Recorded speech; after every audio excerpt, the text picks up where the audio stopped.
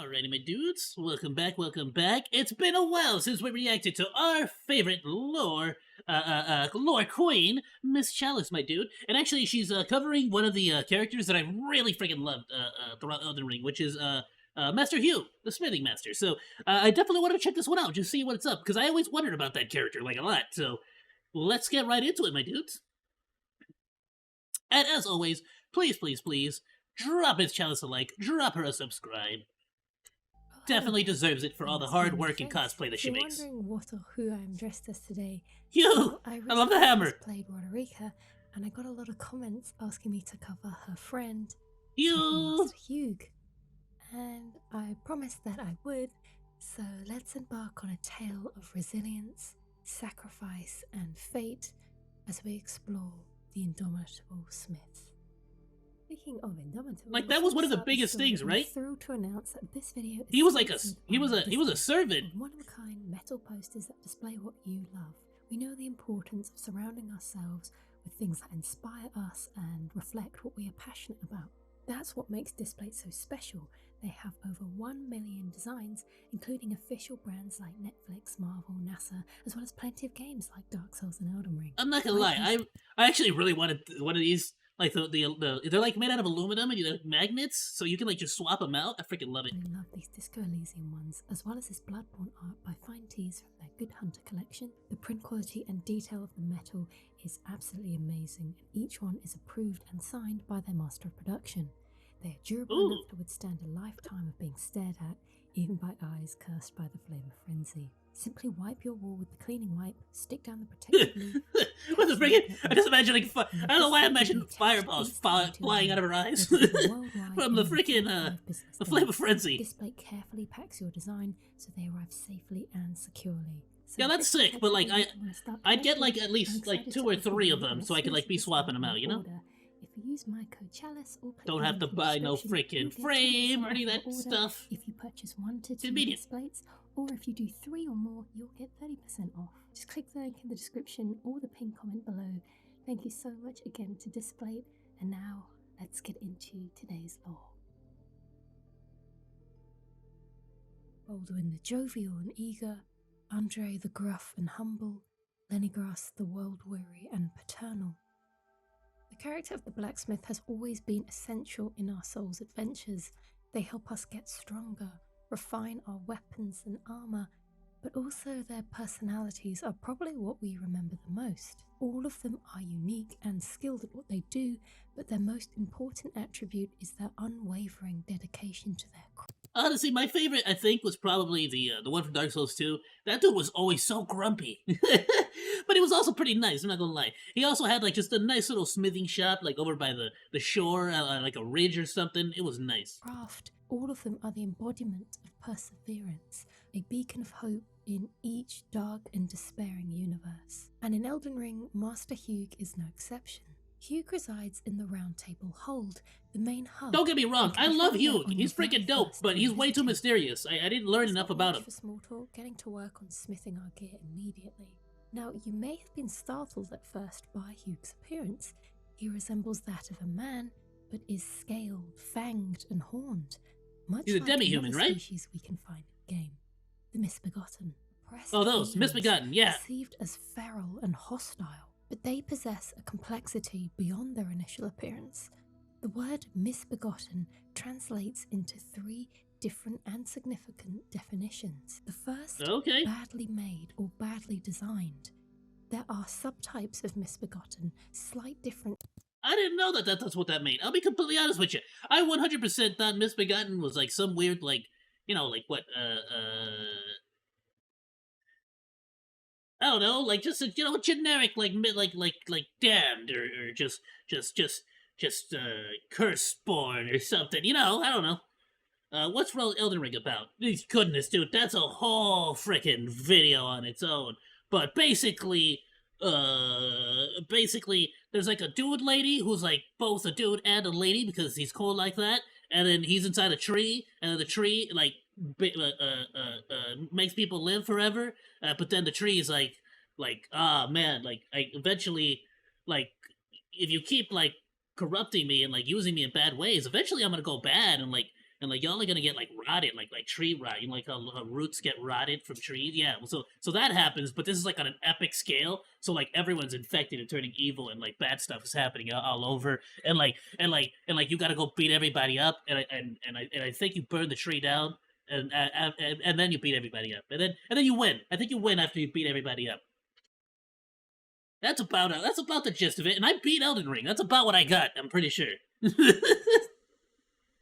I don't know what's up with this tree, but like from the very beginning of the game, you look at that tree with like I don't like that tree. I'm coming for you. Differences in each of their physical attributes. Some have tails, others have wings, some covered with hard scales, and others with shocks of red hair. Each of I'm these pretty sure that's about attributes 95% make up accurate the too, by scheme the way. of the misbegotten, those seen as impure. But why have these specific attributes become so despised? Let's take the old fang as an example. Multiple overlapping fangs grow from a single root. Perhaps they're a vestige of the primordial crucible. These old fangs drop from the misbegotten and are now a functionless part of their anatomy, hence the word old. Yeah. But its purpose is not the thing in question which is so negatively perceived, but what it symbolizes. Something I got called something in my eye. Was that a freaking an mosquito? You entity freaking mosquito representing the prick! power of Ah! creation, an ancient force that predated. Dude, that just flew out of nowhere! Owie! My eye! I was like, what was that? I thought I felt something on my eye, and the next thing I know, there's just a freaking mosquito on it! Ouchie! Alright, I think I'm good. I don't know if I got it. I'm fine. The Golden Order. Mosquito decided to make a And crash the landing into my crucible where all eyeball. life was once blended together. At the beginning of time, these tails, wings, and horns were all part of the typical anatomy you could find in any organism. But as civilization advanced, this blessing of the divine was now viewed as I'm all good. impurity instead. This most likely began when the eyes are Golden watery. Order was founded. Primal, bestial, primitive things are the total opposite of what the Golden Order stands for. So the misbegotten are unfairly punished for existing. Yeah, that's like a whole other thing. A lot of people worship the tree, and like the tree's like, nah, if you're not cool looking, then like you don't get to be above ground. Like that's basically what they do to all the omens. Discriminated against. Their appearance is an offensive reminder that they are considered less evolved. Which brings us to The mosquito's gonna take me out. A vulgar word used as a term of contempt and abuse. Is this how you're doing it, Putin? Is this how you're gonna take down the U.S.? You're gonna launch a mosquito invasion? Considered less evolved. Which brings us to the second definition of misbegotten. A vulgar word used as a term of contempt and abuse. You despicable, accursed creature. And that's putting it. What a bad ragdoll. This is why some of the misbegotten are also disfigured, horns cut off, maiming them, all because they bear characteristics of the crucible. This is possibly why H.E.R also has these stumps on his head, most likely the aftermath of his horns being cut off. I asked one of my favourite Souls creators, Ziovsky, if they could provide some high-quality captures of H.E.R.'s character model. Here you can see, especially on his back, a clear view of what naturally occurs. I wouldn't. Did he take those off himself, or was that as like a thing of something out of horror? Yeah, no, for real. Did he get those off himself, or was those like from like were those cut off from him when he got into service of the Golden Order, or the table rather? On the bodies of the misbegotten. It is something out of a freaking horror night, and not only that, but it's also your best friend. Basically, this dude upgrades your weapons. In comparison here, in these darker areas, super chill dude, super chill dude. Love him. Has been sawed through. Kind of guy you want to get a beer with, you know? As it appears culturally acceptable to mutilate the misbegotten, this somehow gave justification to the people of the lands between that these beings were submissive and that they could be used for their own benefit. The misbegotten are held to be a punishment for making contact with the crucible, and from birth they are treated as slaves or worse. H.E.R. is no exception to this. He is also a slave, foot shackled and chained to the wall of the Round Table hold. I see you've noticed the chains. Yeah, I remember Nothing this. I'm a prisoner and these are my chains. I'm trapped by the hold. I'm dying, smithing for you fools. Pressing Hugh further for this results in a very level-headed reaction. It has been this way for so long that he is now used to it. My being a prisoner is no fault of yours. Besides, I don't mind smithing. However, not all misbegotten.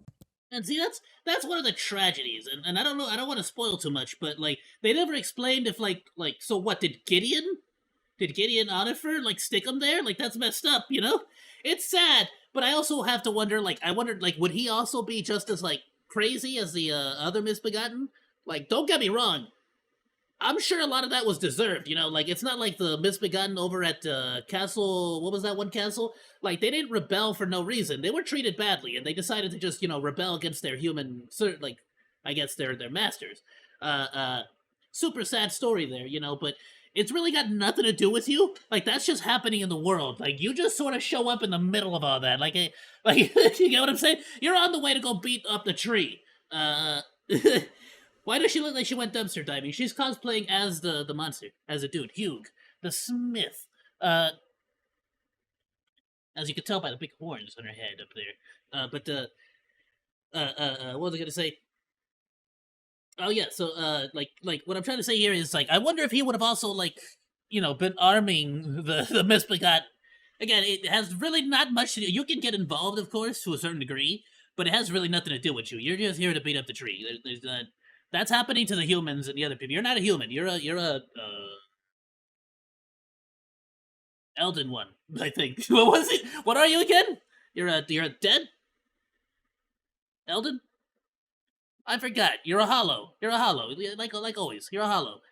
So yeah. So you get what I'm saying. Like it's got nothing to do with you. That's just happening in the world. But yeah. I wonder what would have happened there. Like, did Gideon like trap him there? Did Gideon like force him to be there? Like you do. Spoiler. At a certain point, you might say that the hold no longer really is like capable of really holding him there. Or to be more specific, like there's no one really around to call the shots for the hold. So it's like he can really just leave. I feel like, of course, he's not really in a situation that he necessarily can. Again, no spoilers. But like, does that mean that technically, could he just leave at that point? You know, I don't know. If you know, you know. If you don't know, then you know. Now you know. So calm. And if you don't get it, well, you might not get it, but you know you don't get it. Now overrun by misbegotten, who had. What weapon is that? Oh, that's a spinny sword. Okay, never mind. I thought that was like a freaking axe. Out the inhabitants and yeah, I don't understand. I'm obsessed. Like the reason why I want to get a Steam Deck is just so I can have a mobile version of Elden Ring, because I'm trying to 100% all the items in that, and I almost got everything. I even got the golden sword, the 1% golden sword or whatever. Any who remained. Arena refers to them as like not even a good weapon. It's just a golden freaking like sword. Discover Arena has poor eyesight. It's like the one that the default enemies use, but it's like a 1% freaking chance drop. And in a way, her blindness makes her. Woo! She cannot make an appearance-based judgment about something which she cannot see. Dude, I'm telling you. Hence why she.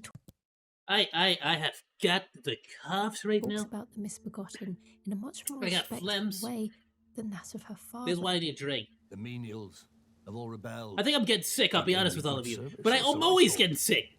I'm always like at the leg end of being sick, or I'm at the beginnings of getting sick. As it said, and true enough, they're foul inside and out. This is the true nature of man in the lands between. The last definition is the most interesting. Misbegotten can mean illegitimate, as in an illegitimate child, a bastard child. But if this is the case, then who are the misbegotten children of exactly? The support for this theory lies in their internal character name, the designated invisible ID given to NPCs and enemies as a label for the devs to use. Wasn't it from the Crucible or something? The one given to the misbegotten is actually chimera. A chimera, in short, is a mythological living amalgamation of animal parts. Which makes sense, yeah, they got the lizard tail, they got the wings. Definition is not the important part per se, it's the word itself. There was a They got the lion fur on their feet. line in an item description for the winged misbegotten that was actually changed upon release. In the present patch, it reads, used to summon the spirit of a winged misbegotten. But before, in the 1.0 build of the game, it read, summons the spirit of Radagon's chimera. The Snap! use of the possessive noun Do they belong to Radagon then? of Radagons might imply that these are Radagon's children. This theory would also be supported by And the who? initial What, translation Renala? of the Japanese text. Instead of using any one of the previously discussed variants of the word misbegotten, instead they are called Zashu. This translates to hybrid or half-breed, so could it be that Radagon somehow reproduced with someone or something, resulting in half-breed children? I mentioned earlier. Oh, great. Radagon's like frickin' Zeus from the Greek mythologies. He's just running around the lands between, banging every animal he can find, and making a bunch of chimeras. That there exists Does he also turn into a goose or a geese? a type of misbegotten with a particular feature in common Or with is it a Radagon, duck? the red hair.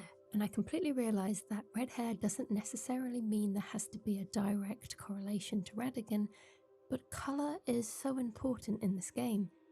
What is a half-breed? Like half human, half other creature or something, I'm assuming? Specifically, Or just half and half of something? Like a hybrid? what A mix, a splice, some might say. A mix and match creature. red symbolises. The red hair of the giants, the The red giants. hairs of Radagon, the red manes. All of these in some way are connected to Radagon, the curse and symbolism of his red hair. And I don't think that it is purely coincidental that some of the misbegotten warriors also Dude, have red hair. dude, changers have it bad even in frickin' Elden Ring. I'm sorry, yo. This theory is cemented with one of the misbegotten bosses, Leonine. Redhead's just got Another it tough, man. misbegotten with that same red hair. And Leonine means I know it's in the reverse order, but first y'all lost Little Mermaid. Now y'all gotta deal with this again. lion-like. And would you believe it, that another character in the game also has red hair and commonly uses a lion motif, and that is Radahn. Radahn inherited the furious flaming red hair of his father Radagon, and Yeah. is fond of its heroic implications. I was born a champion. Oh, I still have to do a build with that Now giant, I like am Game of lord Thrones the sword. battlefield's lion. That's like a sword made out of a Radahn bunch of is other Radagon's swords. son, a lion-like, red-haired child of Radagon, just like Leonine misbegotten. Not to mention that a chimera is most commonly represented. They even got with the same head of a tail. lion. However, Leonine did not get that glory, honor, and royalty that Radahn did, because of the Like this Golden weapon. Order That led one. by Marika. The If the grafted blade. misbegotten are indeed Radagon's bastard children, then it makes sense why Queen Marika would treat them with such disdain. She would not want these impure offspring of her now husband having anything to do with her or her reign. I would recommend Sekiro Dubby's fascinating video on the game data of the Wait, but isn't Radagon and America the aren't they the no spoilers, but I did say it earlier. Aren't they the same person? It was all like a lie, wasn't it? Wasn't that the whole point of the Golden Order? misbegotten and That their they're the same connection to person? Radagon, if you're interested in more of this theory. Or am I just way far gone on the story, like way more lost than I thought I In the was? lands between their hatred, their resentment, and their subservience to Marika, we can keep that in mind when analysing Hugh's character. I heard and Doggo. background, That was Doggo. That is my something he Doggos. is very aware of. Despite Wait, my it differences, is their the bedtime, weapons so they are piece asleep. are all the same. But like literally all my neighbors have doggos. And literally everyone in the neighborhood has big old doggos, and so they just sort of communicate in the middle of the night sometimes. Nick never fails. Besides, it helps me forget the sheer terror of her. Her, presumably being Marika, Hugh's rough, walled psyche cracks. He is terrified of her. One point when we They do return like to the like round hang out table under my hall, desk, we so see I do Hugh on his apologize knees, that they elbows might resting bark. on his anvil. In desperate prayer, They're normally really good about it. Yet long, a god is not easily felled. But one day without fail, you will have your wish. So please grant me forgiveness, Queen Marika. this is surprisingly vulnerable for Hugh, walking in on a private moment, beseeching forgiveness from Marika. Hugh refuses to elaborate on See you the next words stream. of It's late for prayer. me. Absolutely, my dude. Thank you so Those much for words are swinging not by. meant. Have yourself a wonderful I'm a evening. prisoner to you, tarnished lot. And a good night, my dude. But my prayers are mine, and mine alone. This I is hope you within his dream of rights. harems. After all, he is still a being that deserves our respect. Assuming you're 18 plus. However, if we analyse the just, words of just, the just prayer, gonna add that we at get the an end for my idea lawyers. as to why Hugh is imprisoned here. A god is not easily felled, but one day without fail you will have your wish.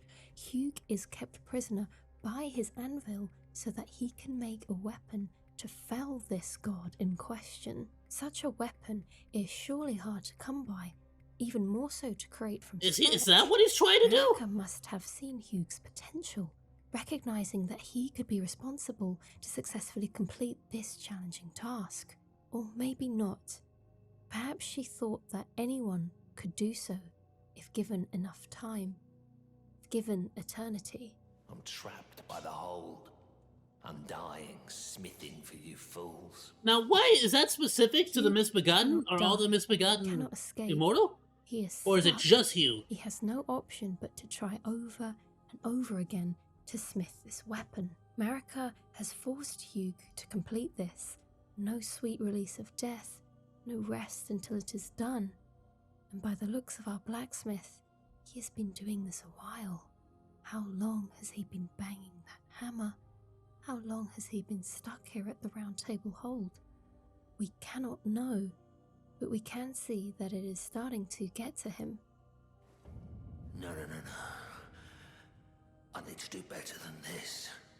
This will never kill a god. I can do better than this. It needs to slay a bloody god.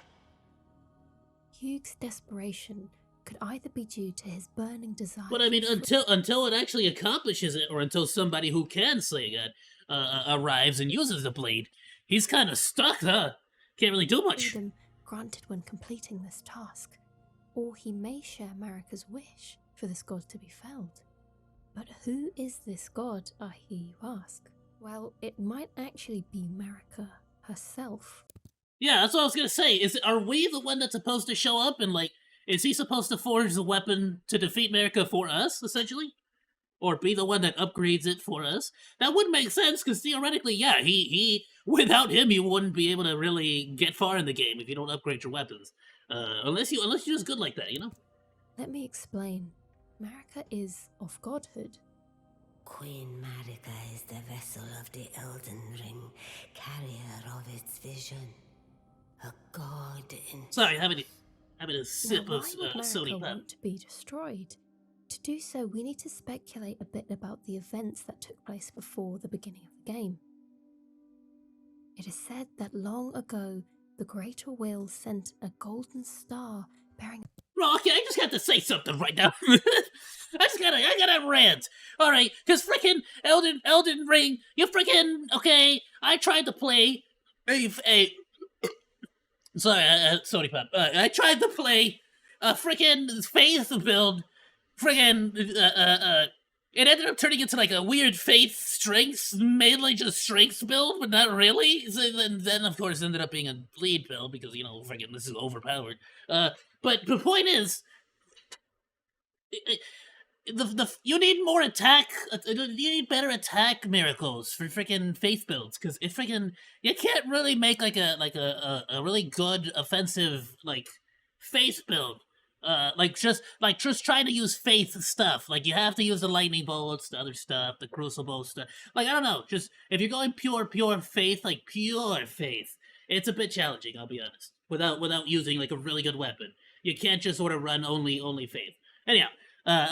So what the reason why it pisses me off is like there's probably so much lore in all these things, and because I was like, yeah, I'm not doing that anymore. I'm switching over to something else. Like I just never read them, you know. a beast into the lands between. which But I am once going to do a become faith the build because Elden Ring. I gotta collect all It those was the stuff vassal beast of the on like a Greater new game Will, plus. I and the want one living character with every incarnation item in the of game. concept of order. This, of course, is the item description we received from felling the Elden Beast, the last boss of the game. And Marika was bestowed godhood and the responsibility to be the vessel for this beast. She did so because she wanted to understand more about this great divine concept that had suddenly arrived into her world. In Marika's own words, I declare mine intent to search the depths of the Golden Order through understanding of the proper way. Our faith, our grace is increased. But Marika realized something along the way, the truth about the Golden Order's vision. Whether this was due to her son Godwyn dying or something else, it culminated in her taking up a hammer and smashing it into the Elden Ring. She clearly wanted no part to bear this burden any longer, but she failed to destroy it. Yeah, that's a whole other thing where I really need to understand why exactly did she shatter the Elden Ring? Because, like, that's the thing. They, like, at the beginning of the game, they really make it seem like the Elden Ring was shattered and Queen Marika is nowhere to be found. They didn't really specify that's what happened, basically. Screw it, go play the game. I'm not gonna, I don't care, spoilers. Like, they didn't specify that she's the one who, like, shattered the ring and set all the events into motion, basically. And as a result, Marika was imprisoned inside of the Erd Tree. Marika's trespass demanded a heavy sentence. But even in shackles, she remains a god and the vision's vessel. So there must have been a point in the timeline, pre-shattering and pre-imprisonment, that Marika formulated this plan. It must have been. Man, this is so just like frickin' dude, this is just like Dark Souls and Bloodborne, where it turns out that the frickin' fingers were actually the evil ones, doing their own little messed up things to make their own quote-unquote greater good. Here, that she Bro, am I gonna have to asked replay the Hugh game to and make eliminate the weapon fingers too? that could kill a god, kill her, and as a result, kill the Elden Beast inside of her, free the lands between, stop the cycle. How much she told Hugh about this is. I'll be honest with y'all, my official canon ending, I just simped for my bae, Lady Renala. Well, what, not Renala, but Lady Rani, Mistress Rani, the Mistress Rani. Renala is what would that be? Mother-in-law at that point? Yeah, mother-in-law. There you go. not known, but what she did divulge made Hugh terrified, whether in the form of a threat to him. If We married Mistress Rani, and we went with the whole age of the moon, age of night, or darkness, or whatever. On his shoulders to craft a solution to the stagnation. Marika's words chilled him to the bone. We will return to Marika and her end goal later in this video, but for now we will touch on the main character who managed to thaw and warm Hugh's heart. The introduction of Roderica to the Round Table Hold has an interesting effect on Master Hugh. He sees potential within her, and we encourage him to train her, but he strongly protests. I wish we saw a little bit more about this relationship, because I really liked this whole thing. I just wish there was a little bit more, just a little bit more story. Mind. Who'd stay with an ugly more direct story, I should who say. only knows how to smith? Here we can see the effects of years of misbegotten discrimination. He thinks himself lowly and disgusting. He refuses to allow himself to even get close to Roderica, out of fear of hurting himself. I don't doubt you, but I know when something's too good to be true. Oh, Roderica you're and her giving me good the nature feels win him now. over. But more so than that, a physical attribute of hers. I saw another one like her long ago. Their eyes share the same hue. Hugh recognizes her innate gift for spirit tuning and draws. Get it? Alright, their eyes share the same hue? Cause they're into him? Cause his name's Hugh? And they're into Hugh? Their eyes are into Hugh? Right, it was funny in my head. Similarity to another individual who possessed a similar ability. Someone with the same eyes. So what exactly is the hue of Roderica's Oh, okay, he's into blue eyes, got it. eyes? It looks like part green, part blue, the highlights being seafoam green and the shadows resembling a dark teal. You got real specific with that. I am not good at what. How do you find out the names of those colors? Do we know any other characters in the game who share a similar eye colour? Well, there is a character called Rico, who was actually cut from the next version of the game, that does have these same bright green eyes. However, he Just the pantsless of it all was hilarious. I don't know why. refers to himself as a male, and the one who Hugh refers to is a she. Rico also has nothing to do with spirit tuning, so it's more than certain to not be him. The closest match to Roderica's eye colour could be Rani's. Her eyes are definitely more blue than green, emphasised more so by their glowing nature. Mistress! But if you were to glance at both of them from afar, maybe you would remember their similar striking nature. Rani's affinity for spirits and bestowing you with the ability to summon them also adds weight to this connection. However, just because you are able to summon spirits doesn't necessarily mean you're able to tune them, empower them. I'll be completely honest with you. I 100% assumed it was Ronnie. I don't know. I didn't have any reason behind my assumption. I just did, because Ronnie's the only other person that I know of that has anything to do with spirit summons. Whether it's with that one dude who's like super creepy and tries to like poison the champion chick. Which, by the way, I know that as part of like the 100%, I'm gonna have to be evil and like do all the messed up things, like freaking poison, her, the champion lady, Laurel. Is it Laurel? Is that her name? So that's gonna be sad.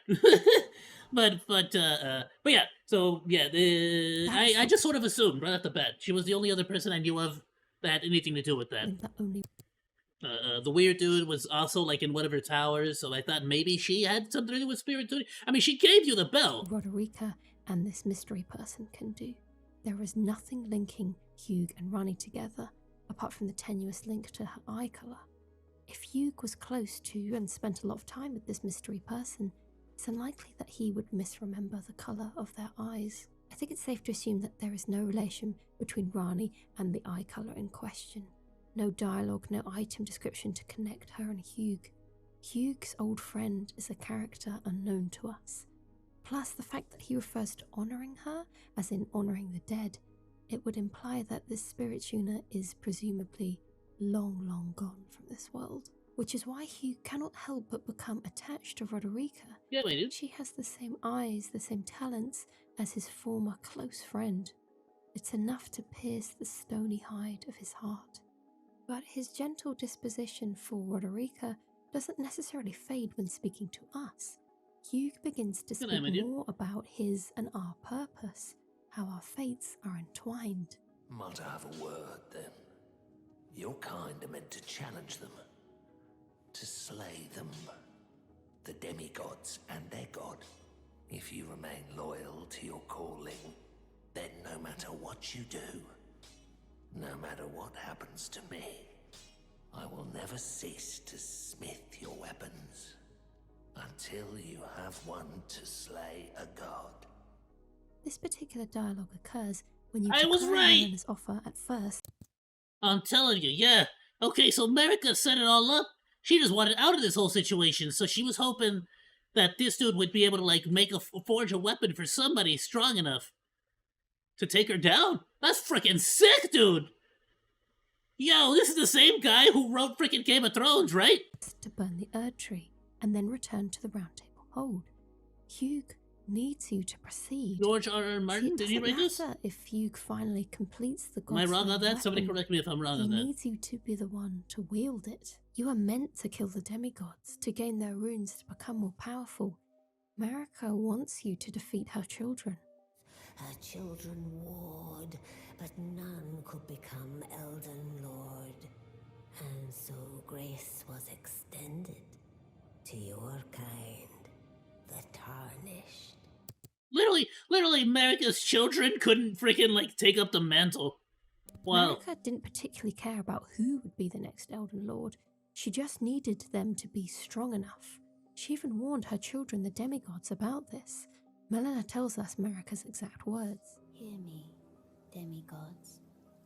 My children, beloved, make of thyselves that which ye desire. Be it a lord, be it a god. But should ye fail to become aught at all, ye will be forsaken, amounting only to sacrifices. What she is saying here is that to try, to fight, to become strong, Basically, yeah. Basically, try to become the next Elden Lord. do something. Because if you don't do anything, you will be fodder for us, the Tarnished One, to consume. But the Yeah, demigods just the don't next. listen. They are too Oh, busy wow. rebelling or vying for power amongst themselves. That is why Marika blessed us with the ability to see grace, to lead us all around the lands between, growing stronger with every battle, every fallen child, until we are strong enough to approach her prison and end it all. That is what Hugh means when he says you are meant Dude, Marika literally led us around to slaughter her own kids. That's messed up. Yo, she brutal. to slay them. But she did warn them, to be fair. This is something we must do, and he must be the one to help us. And his determination never wavers, not for anything. You strive onwards, you set fire to the Erd tree and continue on the path to the final boss. But as flames engulf the tree, they also engulf the Round Table Hold. All the Tarnished who once gathered here are now absent or deceased. Apart from Roderick and Hugh, the former begging for Hugh to escape. His shackles are broken. He's a free man now. It's high time. Okay, that see, the it was gonna Round get Table spoiled anyways. bound him. The foundations of the And of course, Gideon is no longer there anymore. So, like, my question is, he's tight. Yeah, he's able to just go, but of course he's not able to, are you know. But breaking, and with it, Oh, they so are did Hugh's break. chains. So surely they will be able to leave now. does that mean he's mortal now too? Weren't you listening? As I've always said, you came to challenge the demigods and their god, to slay them. And as long as you do, I will always smith your weapons. It is what I wish. To smith a weapon for you to slay a god. Hugh wants to stay. At this point, he has still not completed that special weapon. So despite his physical restraints having been broken, his metaphorical ones are still in place. He will continue to plunge iron into the flames of his forge, despite the flames of ruin. So one thing I always wanted to ask, and I'm sure this is going to be answered in the shadow of the Erd tree. The one thing I want to ask is, did he survive? Because you become Elden Lord, right? So does that mean you go back and, like, hopefully save? I don't want these two to die, like, to burn down with the freaking hold. Screw the hold. I wanted them to survive. So I'm kind of hoping Roderica and Hugh, like, left or escaped or something. Engulfing his prison. Because yeah, I don't think you get to come back like after you become Elden Lord, in particular.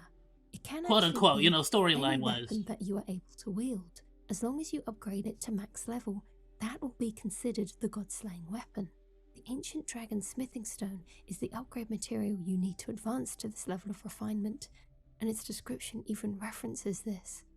This stone lightly twists time, allowing the creation of a weapon capable of slaying a god. This is a nice way of incorporating whatever playstyle, build, or weapon you have chosen to be recognized as worthy. That's not to say that if you don't upgrade a weapon to max, then you can't complete the game. You still... I wonder, is that the same way for like the non? Because this is for like the I forget what the term would be, but like this is for like the special weapons. You know, you get the somber smithing stone. What about just the regular smithing stone? will be able to... Is the description the same for the ancient dragon smithing stone and But you will miss out whatever on Hugh's special smithing dialogue. stone? This will happen when you reach The special plus one? 25 on a normal weapon. Yeah, the somber ancient smithing stone. Is it the same thing? And on a special weapon, you will receive your powerful weapon as a reward, and Hugh will be rewarded with closure, having completed his final work. Yes, I think I did. Okay, I think I did do this. Actually, I think I did this the first time just naturally. Okay. my masterpiece to slay a god. That's all I've lived for. And my promise to Queen Marika. He stumbles on Marika's He name, said the specifically weight of this my task promise to easing Queen and Marika. his curse lifting.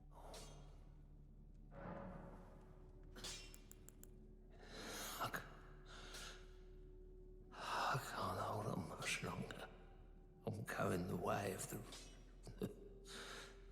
round table. No! It was a great honor to smith your weapons during my time here. Allow me to call you this just once before it ends.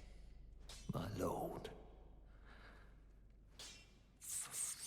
Oh, I'm gonna cry! For that is what you are.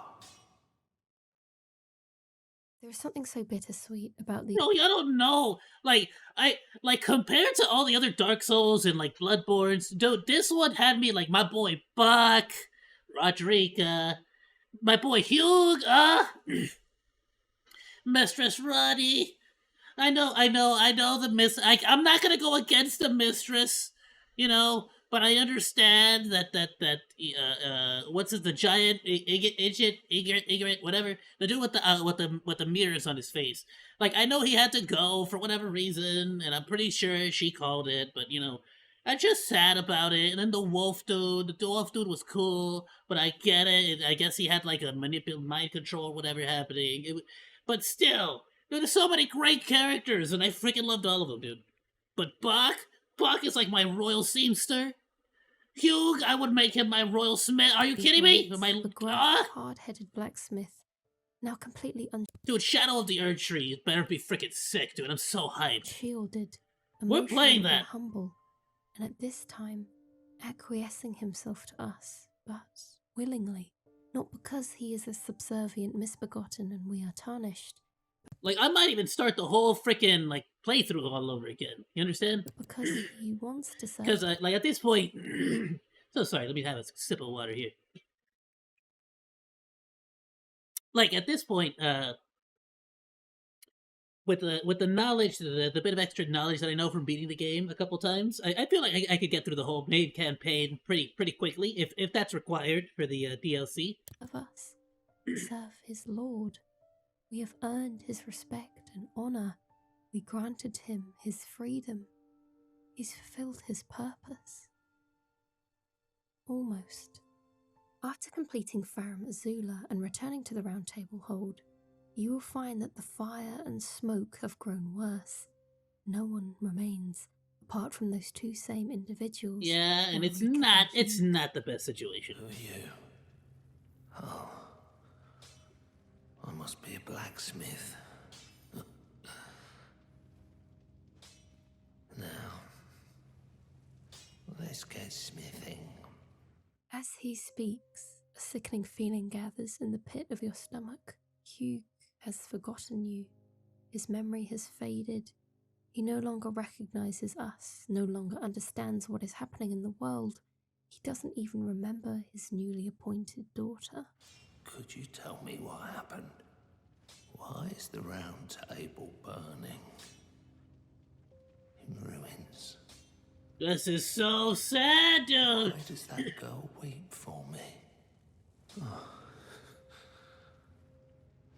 Have I forgotten something of dire importance?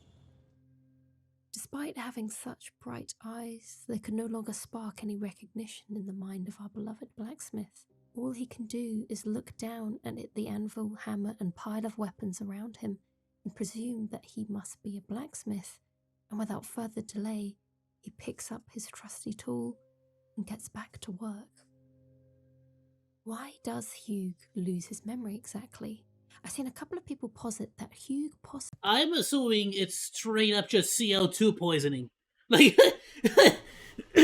flat out. Like, this might be just him completing Marika's promise, and so, you know, therefore he's now going to slowly go back to mortality. But I don't know. I feel like it might be just CO2 poisoning. Like, that's a lot of smoke, my dude. has some form of dementia, more common in older individuals, symptomized by a loss of cognitive function, including memory loss. A piece of evidence used to support this theory is the fact that Hugh's common greeting to us is, I took you for dead. the joke being that you would walk away for a second and Hugh has already presumed you perished due to his deteriorating time and depth perception, this being an early telltale sign that his dementia would only worsen from here on. However, as an alternative theory, this dialogue might be interpreted instead as sarcasm, a dry joke along the lines of, "Oh, it's you, I haven't seen you in so long, I thought something happened to you." In fact, Lenny Grast, a blacksmith in Dark Souls 2, utters an eerily similar greeting. Oh, I'd given you up for dead. Almost had me worried, really. It's likely that Lenny Almost had Grast me and Hugh worried, really? both Dude, I freaking love Lenny Grast. Oh, it's so freaking cool. make an off-the-cuff comment. So another possible reason for why Dude was a shining light in a dark abyss. Hugh forgets is because somehow his being... I gotta go back and listen to it Lenny one more Grast, time. a blacksmith Listen in to Dark this Souls this 2, jolly utters man. an eerily similar greeting. Oh, I'd given you up for dead. Almost had me worried, really. It's like Like that's so genuine. Like bro, I just got through running through an entire sewer full of rats and like slime like mold creatures and like poop goblins, literal poop goblins, and creatures that stared at you and spit acid that turned you into stone. And I just hated it. And now you're here, and you're just making everything better, and I feel so hugged and felt by your voice. Oh, likely that Lenny Lenny Grast. Grast and Hugh are both making a I love that off-the-cuff man. comment. So another possible reason for why Hugh forgets is because somehow his being is intrinsically linked to the Round Table Hold, and because that is slowly burning away, so is Hugh's existence. Roderica comments that his roots are so knotted in this place, and Hugh himself says, "I'm going the way of the Round Table," as in, he will soon be nothing if the Round Table Hold will disintegrate into ashes. So it's possible that as the hub ceases to exist, so does Hugh's mental state. But instead of taking advantage of Hugh's failing memory, Roderica proposes that we should let him stay. This is not a commentary on what you just said, but I have to imagine, like, could it be that that's why it's tied to his immortality? Like, so long as the Round Table Hold stands, which is tied to the Erd Tree itself standing, like, he theoretically would go on as long as the Round Table Hold. Like, is that what it was? Did Marika specifically tie his mortality to the Round Table Hold? When he was more sound of mind, he was adamant that freedom meant nothing to him anymore. Won't you survive for freedom now? I smith weapons to slay a god. I have lived and will die doing so upon this spot. This dude said, "That's it. I did it. This was my life's purpose, man. I made a weapon that could slay a god. I'm done. Y'all can turn up here if y'all want one of those." Is there any other way? So we That should really, once you respect become a master Hugh at your wants to craft, die bro, for his cause, you make crafting master this crafts. earth-slaying weapon for us, and we should honor him by finally using it. As we enter the Erd Tree for the final battle, we see the reality of Marika's imprisonment. Strung up, frozen, skin cracked like china, the evidence of her trying to shatter the Elden Ring on her own body. I do want to know who pierced that thing through her. Like, how did, like, who or what ended up doing that? Because of course, yes, there was like they said that she shattered the Elden Ring, and then this is her punishment for doing so. But who punished her? How did you punish her? Was it the Elden Beast?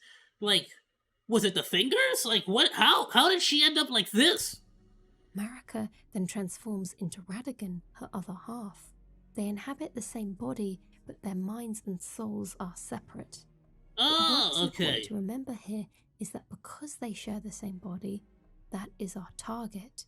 That is where the Elden Ring is kept, and by extension, the Elden Beast. That is what we should use our God-slaying weapon on. And when Radagon is felled, so is Marika, and the vassal of the Greater Will reveals itself to us.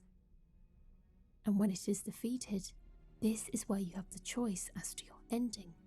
But pretty much all of them show us taking the broken head of Marika and placing it back on her shoulders. It's my belief that Marika is no longer alive, but she still remains an inanimate vessel for the Elden Ring. We can see the shell of her body glow as the Elden Ring is repaired. This is the age of fracture, referring to Marika's fractured state. Her body is still used to supply the Elden Ring's influence over the lands between. But Dude, she don't get a break! consciousness and autonomy, that's ambiguous. Placing her head back on her shoulders, I believe, is more of a symbolic last gesture than rather physically rebuilding her body. This would be that would make supported by sense. the I would like weapon that. we receive as the game's final reward, the sacred relic sword, wrought from the remains of a god who should have lived a life eternal. I don't think I've actually, like, done this ending, I'll be completely honest with you. Just a straightforward regular ending where you put it where you... I think I always went Ronnie, I'll be honest. Thoughts on what the weapon portends are many and varied. Some consider it the mark of a great sin, or a sign of great devastation. Some think of it as the end of an age, while others the beginning. You are the one who brought the beginning of a new age, depending on which ending you chose, but all thanks to Marika guiding you the whole way, allowing you to choose how the world should be. And, of course, to our dedicated Smith. He may not remember us, but we will never forget him.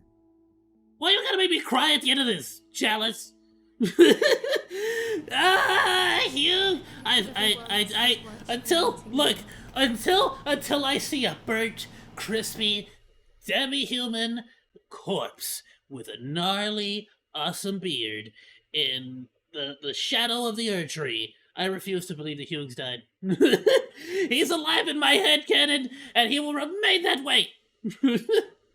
I just don't want him. Play ready. Really hope you enjoyed. Thank you, everyone. Thank you to Like, how many all the people do I need to subscribers lose I in Elden Ring? got. So thank you again, Vati, for featuring me in your latest video. I still haven't come up with the courage to defeat Alexander the Jar. Like, and battle him or fight him. Because I'm scared if I fight him, like, what's gonna happen if I defeat him? Is it like a cool little, like, you beat me, friend, now we get to go be friends forever. Like, I just get the, like, I'm looking at him, like, every time you lose a battle, your pot gets cracked, like, really badly. And it's like, how, like, do you got, like, cement paste? Like, how are we gonna fix these cracks? Like, are we gonna do, like, that Japanese thing where you, like, or is it Japanese? Where you, like, fill in the cracks with, like, gold? Like, we gotta do something here, Alexander. Like, I don't know what's happening there. I haven't looked up spoilers, I haven't seen anything. Nobody spoil it, but I don't want to do it.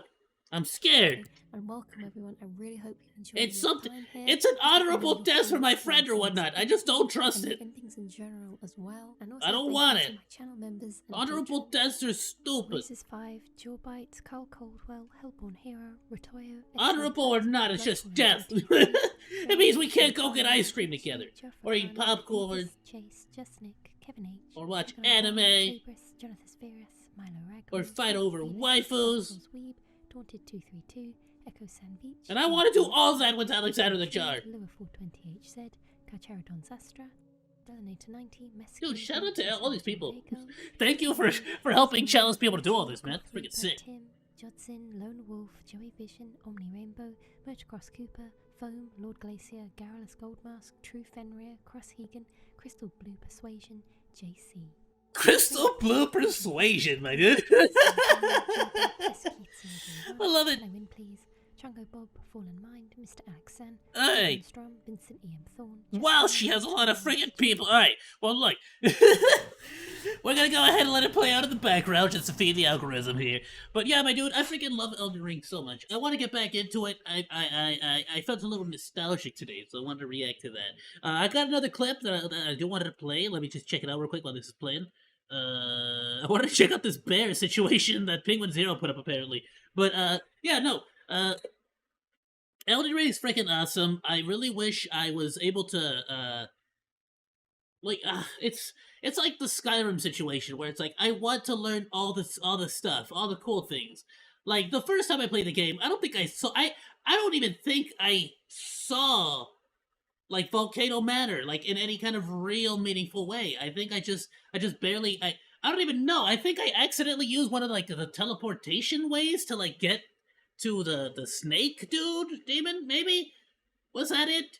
Or did I go through the freaking volcano, man? I don't even know, man. I missed so much on my first run. I know that for a fact. Like I missed I don't know how else to explain. Like I'll tell you what, go like you can go and see. I think I streamed my entire first playthrough, man. I walked past so much.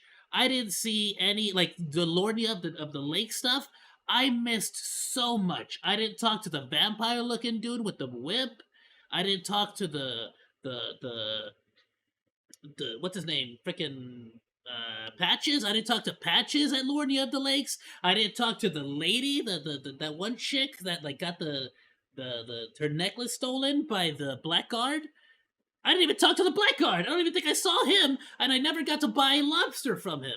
Like, bro, like I really missed out a lot in that game. Like I missed a lot of stuff, and it was just because I sort of ran in a generic direction. I couldn't figure out the game or the map or how the freaking like pointing system from the camps works. Like I couldn't figure any of that stuff out. I was so lost. Which is like, I know a lot of people say it's a detriment to the game, but hey, I figured it out at the end of the day. But you know, I got lost, missed a lot of the story. I never did the Castle Morbot thing, or Castle whatever freaking stuff that was. I don't think I did. I missed like the vast majority of all of the minor Erd trees, like the with the avatars of the Erd trees. You know, I missed a lot of stuff. I missed a lot of stuff. So like, but what can you do? That's just how that is. But I figured I got my way through the game eventually, little by little. You know, you lose your way until you find it. You end up there, like Zoro from One Piece. You know, you just sort of just keep walking. Eventually, you'll get somewhere. Ayoo, be sure to join the crew. Please like, follow, and subscribe. And hey, if you like that video, you should check out this stuff.